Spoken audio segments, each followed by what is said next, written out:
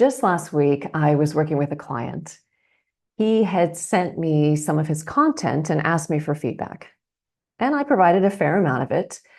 But in our conversation afterward, it became clear that 3 questions that I asked him were probably the most important bit of feedback that we talked about. In this link lesson, I'm going to talk about those 3 questions because they really helped him with his content, and I'm hoping these questions can do the same for you. So what are these 3 questions? They are, what do you want your audience to know from your presentation? What do you want your audience to feel? And what do you want your audience to do? Let's break this down.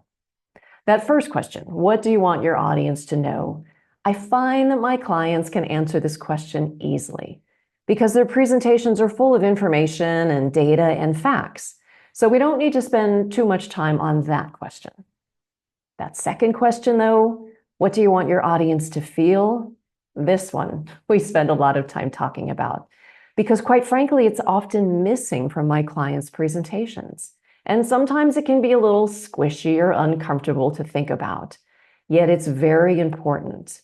You see, generally people make decisions based on what they feel, and then they back up that decision with facts and knowledge and information. So if you want your presentation to make some sort of impact, you've got to think about what you want your audience to feel. At the beginning, definitely many times in the middle, and absolutely at the end.